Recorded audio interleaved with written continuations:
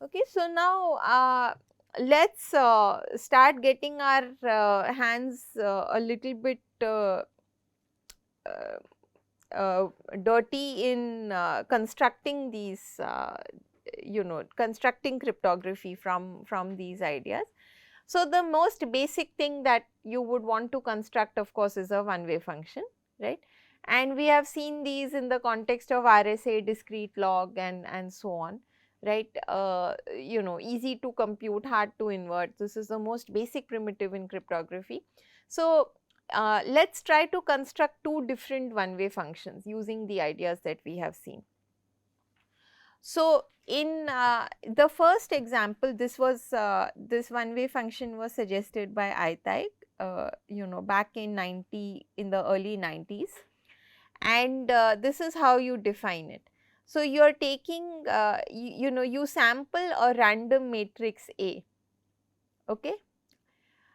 This matrix is n cross m with m satisfying this relation. So, m is greater than n log q, q is the modulus for A. Okay. So, I am sampling A from ZQ,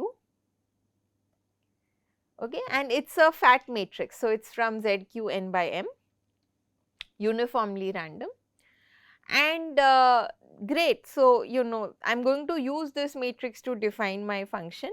So, I am going to simply define my function as A times x.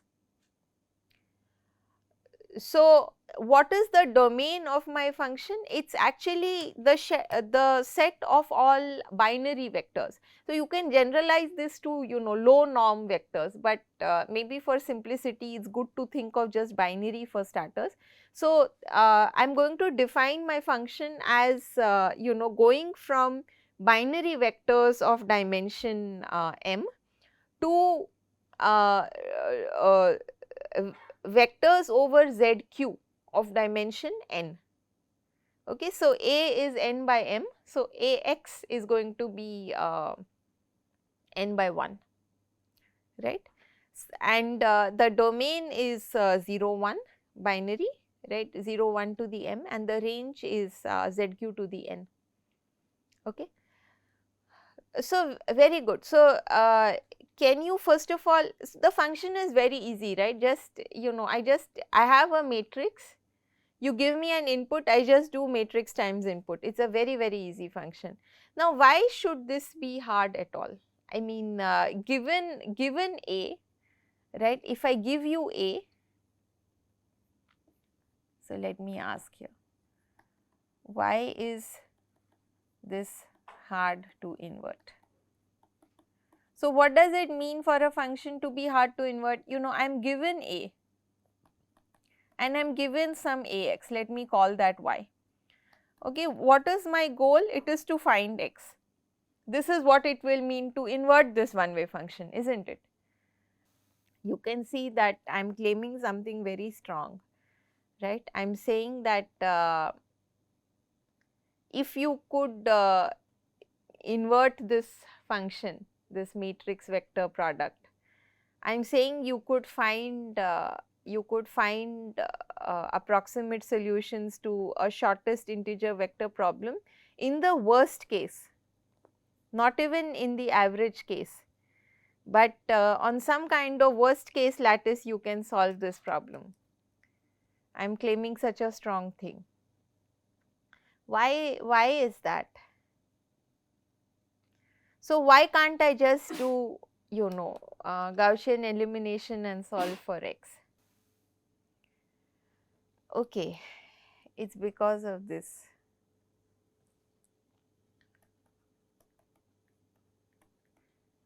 So, the domain of my function, right, is 0 1 to the m to ZQ to the n.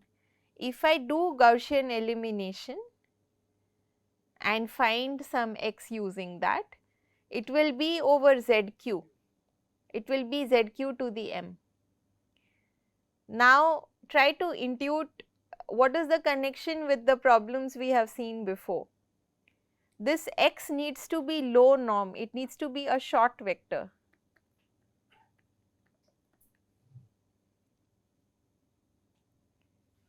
So, what I am asking for is actually a short vector in a lattice, finding any vector to satisfy this relation. So, satisfying this relation basically just means that I have to be in this lattice, okay. And finding a binary vector means that it has to be a short vector.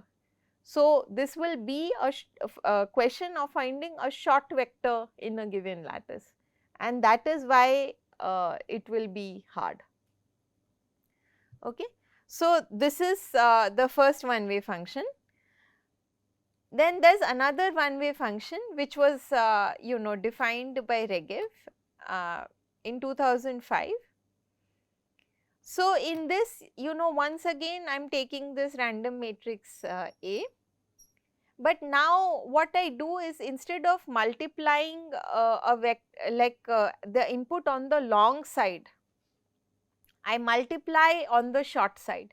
So, previously I had my vector x as being multiplied on the long side of the matrix, and I had x being binary. Now, I choose my vector to be over ZQ itself. So, this is not binary anymore, this is over ZQ, and I multiply it on the short side. So, now if I just give you A times S, can that be one way? So, I am now defining a new function G sub A, okay. I take as input this this vector S, which is over ZQ to the K, right. And I multiply S with A on the short side of A, okay. So, AS.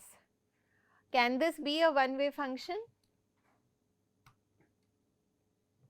Is it hard for me to compute S?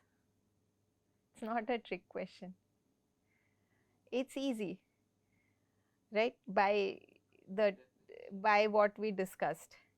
So, to make it hard, I will perturb it with some noise, okay. So, what do I mean by that? Now, what I will do is I will compute AS, but I will add to it a vector E of low norm, okay. Again, for simplicity you can think of E as binary, even though we will actually, yeah, it can come from more general distributions. For simplicity, just think of it as binary for now maybe. So, I am defining my function G sub A as taking S from ZQ to the K and E from some some distribution, some low norm distribution, right. And like I said, for simplicity you can just think of this as binary, okay. And I define my GA of S comma E as AS plus E mod Q. So, the learning with errors problem is that now I will give you A and I will give you this GA of SE and I want to find S. So, note that without the E this problem is trivial to solve. It is an over defined system of equations. So, it can admit only one solution, and moreover that solution is not even low norm. So, it is easy for me to find that solution. So, the surprising thing here is that if I simply perturb this with some random noise, okay, let us say that I flip coins. If it is head I add 0, if it is tails I add 1, for example, right. The claim here is that if I simply perturb this with some random noise, then I cannot solve it. Now, what is the naive algorithm that comes to your mind for solving this problem? What is the problem we are solving? Given this AS plus E, I want to recover S, and I know that without the E it is trivial to solve, right. So, what is the naive idea for solving this problem? Thing is, I have given you A and I have given you some y which is as plus e, and you know, as usual I will give you these dimensions, right, these are given, and what I want is S. So, can anyone suggest algorithms for solving S, finding S? So, let us be careful. So, let me repeat the suggestion for the class. The suggestion is that, you know, I know the distribution of E. So, maybe I can try out many different E's and see. And you were saying that, you know, I'll try and see if it matches, but note that this is my input, I only have A and Y.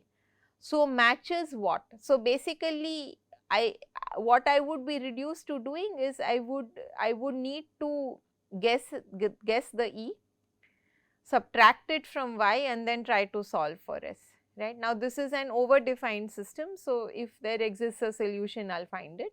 So, I can try this. So, how much time does this take? It is 2 to the m, right, because I mean how will I guess the E?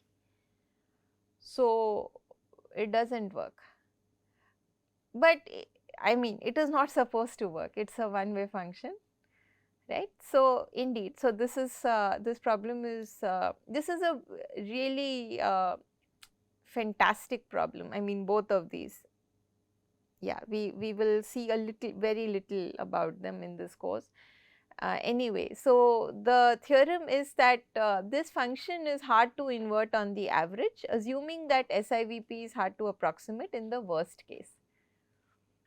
Okay, so this is a very strong statement. So, what this is saying that if for a random A, so hard to invert on the average, right. So, that means that if I sample a random A, okay, and I have an oracle to solve this problem. So, you know, I for a randomly sampled A, if there is an oracle which, you know, given GA of SE gives me back S, then that S allows me to actually solve the shortest integer vectors problem in the worst case, an approximate version of the SIVP problem in the worst case. So, it is a very strong worst case average case guarantee. If I have a oracle to solve an average case problem, like only a random instance of a problem. Note that solving a problem in the worst case means that any instance I can solve. Solving in average case is much weaker, right, because it is saying that, you know, only for some well distributed inputs I can solve it. So, when I pick things randomly, right, the distribution, I mean intuitively you can think that, you know, when I am picking things randomly, I am likely to avoid the bad cases intuitively, right. So, it is being able to solve something on average or for random instances is much weaker qualitatively than solving something in the worst case, and this is saying that I will solve SIVP in the worst case if you give me a way to solve you know, to invert this function only in the average case. So, it is a very strong guarantee. Okay. So, now, you know, since we are running out of time, let me just let me at least conclude this part of the discussion by summarizing the two one-way functions that we saw. Okay. So, one of them, the first one, this is Lattices, right. In this we have this function Ax mod q. We will go over the rest of the stuff in the slide in just a moment. I just want to do a quick recap before we proceed. And the second function that we have, this is regevs. Okay, this is you know, As plus E mod q, okay, where S is multiplied on the short side, it is from the whole space, and E is binary. Okay. So, these are the two one-way functions. Now, it turns out that you know, these are one-way functions, right, but it is not enough for us to get more useful primitives like public key encryption and signatures. Okay. So, what we will now do is we will sort of use the intuition we have built from the one-way functions that we saw to define two new problems on lattices, and we will use those problems to actually construct some more useful cryptography. Okay. So, in general, note that when I have one-way functions, one-way functions do not imply public key encryption. Okay. So, to get public key encryption, I have to do something more than just use a one-way function. So, let's look at how to get public key encryption and digital signatures.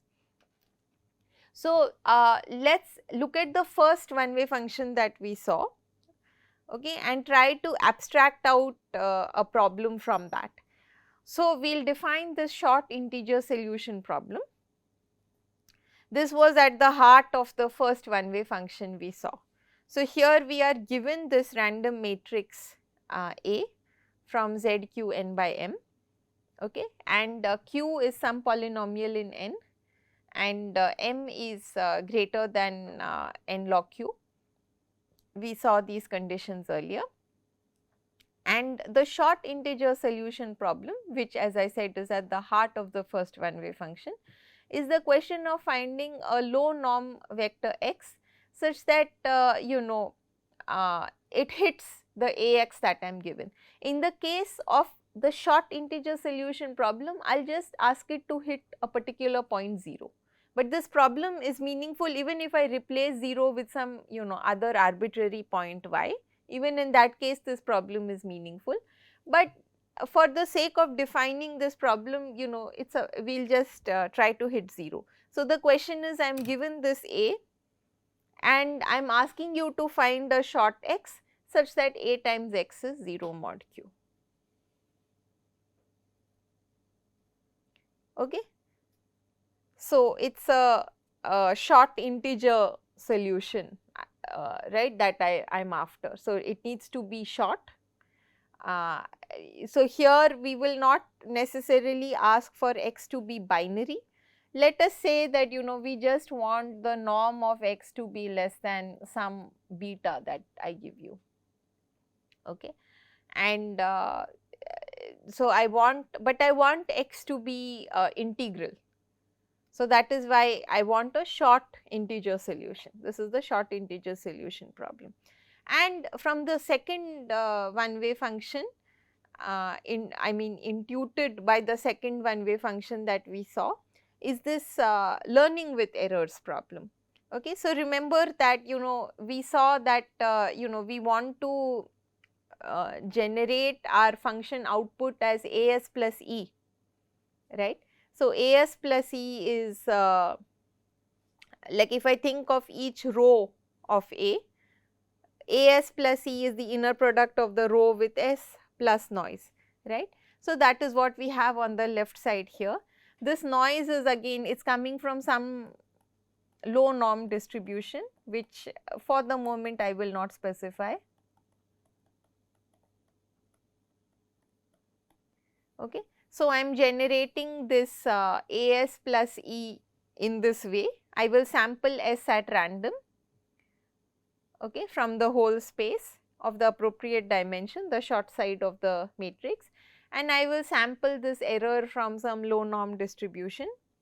Think of binary for simplicity again, and I will compute these noisy inner products.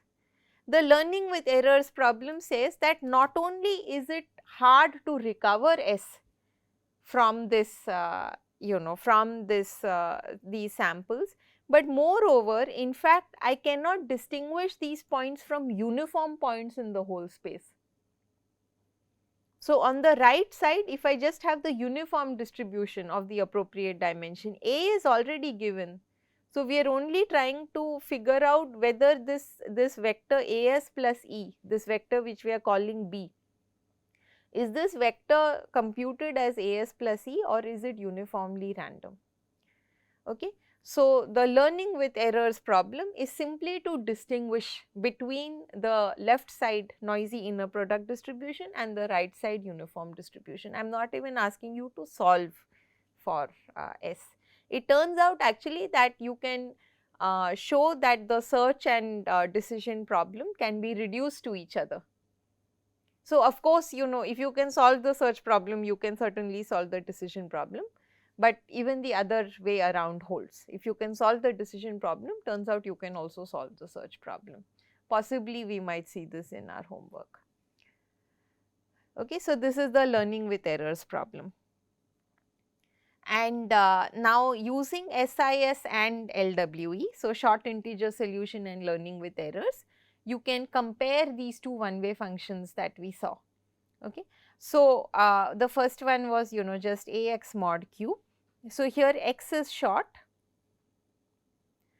okay, and this one-way function is surjective, right. So, this is the output space is ZQ to the n is the shorter side of the matrix.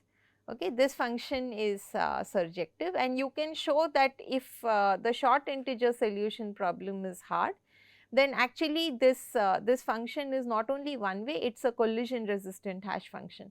Now, we did not really study them in this course and we will not, but I will just you know, so I will just say one line about it. I mean it's a hash function, I mean it's, you know, compressing the input. It is taking m and sort of hashing it down to some n, right, and it is collision resistant. So, it is not only is it hard to invert, it's also hard to find two points that map to the same output. Okay, so this was our first one-way function. The second one was, you know, AS plus E, or in this notation S transpose A transpose plus E transpose. This in this the S is actually large, but the E is not only short but very short. Okay, so yeah, I apologize for waving my hands around these things. We don't have time to really delve too much into this, but yeah, this function is injective. Okay, so given an output, there is only one input. So, with the first one-way function, you know, there could be many possible x's that map to the same y, but it's collision resistant. It's hard to find them. There are many that will map to it, but it's hard to find. The second one, it's actually injective. The E is so small that actually there's only one value for E and only one value for S given a y. There aren't many values. Okay, so it is injective, and this is a one-way function if LWE is hard. So, it turns out that these two problems, SIS and LWE, not only do they give us these one-way functions and whatever CRHF in the case of CIS, they give us all kinds of really cool cryptographic primitives. The first one gives us digital signatures. The second one gives us public key encryption, and in fact both of them give homomorphic versions of their respective primitives. So, for SIS you can get homomorphic signatures, for LWE you can get homomorphic encryption. What homomorphism means is that you know, I can compute on these signatures or these ciphertexts. So, I can add signatures, multiply signatures in a way that you know, it remains faithful to the same function applied on the messages. Similarly, for encryption, I can add ciphertexts and multiply ciphertexts in such a way that when I decrypt, I get you know, the same computation applied on the message. So, these are things that we in fact do not know from any of the pre-quantum assumptions either, and my hope is to show you at least one of these, probably the encryption, because it is more it's simpler to describe. Okay, so let us stop here for today. We'll continue tomorrow with how to build these things. Thank you.